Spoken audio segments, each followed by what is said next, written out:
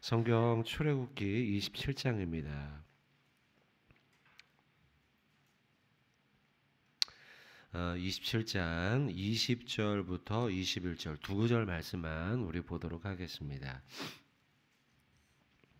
출애굽기 27장 20절부터 21절까지 말씀 우리 두 구절 한 목소리로 합독하도록 하겠습니다.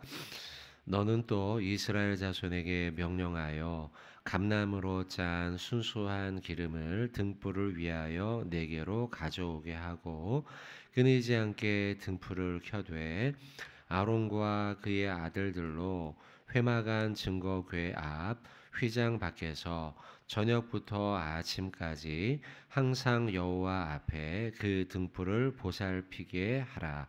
이는 이스라엘 자손이 대대로 지킬 규례이니라. 아멘. 오늘 27장 20절과 21절 두 구절의 말씀을 보도록 하겠습니다. 우리가 리딩 지저스 말씀을 쭉 따라 읽으면서요. 오늘 이 본문의 말씀이 해당이 좀 됩니다.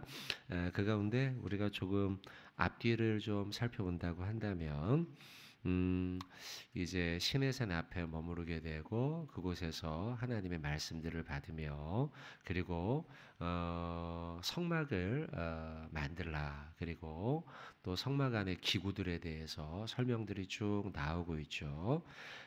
그러면서 우리가 방금 읽은 27장의 말씀은 제단에 대한 말씀이 쭉 나오고 9절부터 시작해서 19절까지는 성막의 뜰에 대한 설명들이 쭉 나옵니다. 그리고 난 다음에 이제 20절, 21절에는 등불을 관리하는 것에 대한 말씀이 나옵니다. 물론 이어지는 28장에서는 이제 지어질 것들이 다 지어졌으니 그것을 이끌어갈 제사장의 옥과 판결 흉패에 대한 말씀들이 쭉 28장으로는 이어지게 되죠. 자, 그 가운데 20절, 21절 두 구절 말씀을 보는데요. 20절의 말씀에 보시면 감람으로 짠 순수한 기름을 등불을 위해서 가져와라. 이걸 가지고 이제 태우는 거죠. 등불을 밝히기 위해서는 기름이 필요하니까요. 그리고 이 등불을 밝히는데 20절 끝에 보시면 끊이지 않게 등불을 켜라 이렇게 말씀하고 있죠. 불이 끊어지지 않도록 계속 불이 꺼지지 않게 하라 이런 말씀이에요. 그러면 하루 종일 등불을 켜느냐 이 막 1년 내도록 피느냐 이제 그렇지는 않습니다. 이제 상번제를 드리는데요. 상번제는 밤에 한번 아침에 한번 이렇게 드립니다. 밤이 되면 성막 안에가 이제 캄캄하게 되죠. 그래서 너무 캄캄해지고 어두워지는 성막을 밝히기 위해서 밤에 저녁에 드리는 상번제의 불을 켜게 됩니다. 그리고 난 다음에 밤에 하루 종일 이 불이 밝혀지게 되죠. 그리고 다음 날이면 이제 해가 뜨니까요. 밝죠. 그리고 아침에 다시 또 상번제를 드리기 때문에 밤에 상번제 때 불을 켜고 아침 상번제 때는 불을 끄게 됩니다. 그래서 어두운 성소를 밝히라. 이러는 뜻이 있습니다. 낮이 되면 빛이 있으니 밤이 되어 어두울 때에 상번제를 드리는 그 시간에 불을 켜고 아침 상번제가 될 때 불을 꺼서 20절 말씀 끝이죠. 끊이지 않게 등불을 켜라 라는 것이죠. 여기에도 의미가 있겠죠. 우리가 세상을 살다가 보면은 캄캄한 어두운 이 죄악된 세상 있죠. 우리가 캄캄한 어둠과 같은 때를 지나갈 때가 있어요. 그때 무엇이 우리의 삶을 비추고 무엇이 우리의 삶을 이끄는가, 무엇이 맞고 무엇이 틀리는가, 결국은 등불이죠. 예수 그리스도의 등불이 우리 삶에 비추어질 때 캄캄하던 성막이 밝혀지면서 여기가 오른쪽이구나, 여기가 왼쪽이구나 알 수 있죠. 예수 그리스도의 빛이 우리의 삶에 비춰져야 된다는 것이죠. 자, 21절 말씀 보시면 아론과 그의 아들들로 회막안 증거궤 앞 회장 밖에서 저녁부터 아침까지 그저 밤이죠. 항상 여호와 앞에 그 등불을 보살피게 하라라고 기록하고 있어요. 이것을 맡은 자들이죠. 아론과 그의 아들들. 그들이요. 이 불이 꺼지지 않도록 불을 보살피라라는 거예요. 우리 성도들도 마찬가지입니다. 세상에서 하나님의 빛이 신앙의 빛이 믿음의 빛이 꺼지지 않도록 우리는 자 21절의 말씀처럼 불을 보살펴야 돼요. 자칫하면 세상의 바람에 이 불이 꺼질 수 있으니까요. 조심스럽게 바람에 꺼지지 않도록 우리는 불을 보살펴야겠다라는 것입니다. 자, 그 가운데 오늘 한 가지의 말씀을 좀 집중적으로 보고 싶은데요. 20절의 말씀에 나와 있는 감나무로 짠 순수한 기름이라는 겁니다. 이 등불이 계속해서 꺼지지 않게 하기 위해서 사용할 기름이에요. 그 기름인데 그 기름은 어떤 기름이냐? 감나무로 짠 순수한 기름이라는 거예요. 감나무로 짠 순수한 기름. 자, 순수하다라는 말씀에 조금 좀 집중을 해보려고 하는데요. F.J. 브루웰이라고 하는 신학자는요, 이걸 이렇게 설명해 놨습니다. 성소의 등대의 기름은 압착기를 사용하지 아니하였다. 돌로 찌은 뒤 찌은 기름을 바구니에 흘려서 세미한 불순물까지도 다 걸러내는 방식을 사용하였다라고 설명을 하고 있습니다.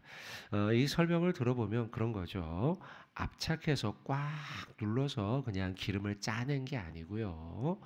감람나무들을 일일이 돌로 찌운 거예요. 이게 돌로 찌으니까 나무에서 기름이 나올 거 아닙니까? 그 기름을 일일이 다 흘려내서 이제 평평한 판자에다가 받아가지고는 이것이 기름이 나오면은 찌어서 나오면 이것을 다 흘려내가지고 바구니에다가 기름을 받아냈다는 거죠. 그러니까 이렇게 하다 보니 정말 감람나무에서만 나오는 순수한 기름을 사용하게 되었다는 거죠. 관유와는 좀 다릅니다. 관유는요, 향이 들어가죠. 창세기 30장 한번 찾아보시겠어요? 창세기 30장 22절로 30절인데요. 좀 기니까 제가 중간중간 좀 보면서 설명을 드려볼게요. 한번 찾아보십시오. 창세기 30장 22절로 30절 사이에 있는 말씀인데요. 자, 23절을 한번 보십시오. 너는 상등 향품을 가지되 향품이죠. 향기가 나야 돼요. 액체 몰약 500세겔 그 반수의 향기로운 육개 250세겔 향기로운 창포 250세겔과 계피 500세겔을 성소의 세겔로 하고 감람기름 한 흰을 가지고 그것으로 거룩한 관유를 만듭니다. 이 관유는 그래서요, 감람기름 한 흰에다가 상등 향품, 계피, 성소 등등등 향기가 나는 제품들을 섞었어요. 이것을 섞어서 관유를 만들어요. 그래서 향을 제조하는 법대로 향기름을 만듭니다. 이게 거룩한 관유가 되죠. 그럼 이것은 어디에다 썼느냐? 관유는요, 26절에 보시면 회막과 증거궤에 바릅니다. 상과 모든 기구, 등잔대 기구, 분향단, 번제단, 모든 기구, 물두멍, 받침에 발라요. 그럼 어떻게 되겠어요? 이것들이 지금 다 성소 안에 있는 것들인데 대다수가 이것들이 기름, 향기로운 관유를 바르면 그 자체의 향이 나는 거죠. 그러나 향을 내기 위해서는 감람나무 기름 외에 다른 향 재료를 섞었단 말이에요. 이게 관유예요, 여러분. 자, 오늘 본문으로 다시 돌아와 보죠. 20절의 말씀이에요. 다른 이 성막 안에 있는 기구들은 향을 섞은 감람유를 가지고 관유를 가지고 바른 반면 지금 20절에 나와 있는 등불을 위한 기름은요, 섞지 않았어요. 관유처럼 섞지 않고요. 아까 F.J. 브루웰이라고 하는 신학자의 설명을 제가 읽어드렸는데요. 그 신학자의 말처럼 일일이 나무를 돌로 빻았어요. 그래서 다른 데서 나오는 기름과 다른 데서 나오는 재료가 섞이지 않고 온전히 감람나무에서만 나오는 순전한 기름을 사용했다는 것이죠. 순전한. 자, 그래서 20절에 나와 있는 말씀, 순수한 기름을 등불을 위하여 라고 하는 말씀. 순수한 기름이라고 하는 것은 어떤 것도 섞이지 않은 온전한, 순전한, 순수한, 오직 이것만 해당되는 기름을 가지고서 등불을 밝히는데 사용했다라는 것입니다. 여러분, 우리는 순전한 신앙을 갖기를 소망하죠. 저는 지금 순수한 감람나무 기름을 가지고 우리의 신앙에 대해서 지금 적용해서 말씀을 드립니다. 순수한 기름, 오직 감람나무에서만 나오는 그 기름을 가지고 하나님의 등불을 밝혔던 것처럼 우리의 신앙도 세상에 어떠한 빛이 되어야 될까라고 한다면 순전한 믿음을 가지고 살아갈 때에 우리가 세상에 온전한 빛이 될 수 있다. 이게 등불이니까요. 지금 그럴 수 있다는 거예요. 우리 역시도 순전하고 순수한 믿음의 신앙을 갖기를 원하죠. 그러나 이 세상이 우리를 그렇게 가만히 둡니까? 세상이 우리를 그렇게 두지 않아요. 우리의 신앙을 자꾸 섞으려고 해요. 혼합하려고 해요. 세상의 가치관과 세상의 세계관과 성경의 세계관을 섞어서요. 우리의 신앙을 자꾸 섞어 혼합하려고 한다는 것이죠. 그러면 어떻게 되겠어요? 그러면 우리는 순전한 기름이 되지 못하죠. 순전한 빛이 되지 못하죠. 만약 등불에, 지금 성막 안에 있는 등불에 혼합한 관유를 사용했다면요. 어떤 일이 벌어지냐? 이 조그만한 그 방 안에 조그만한 방 안,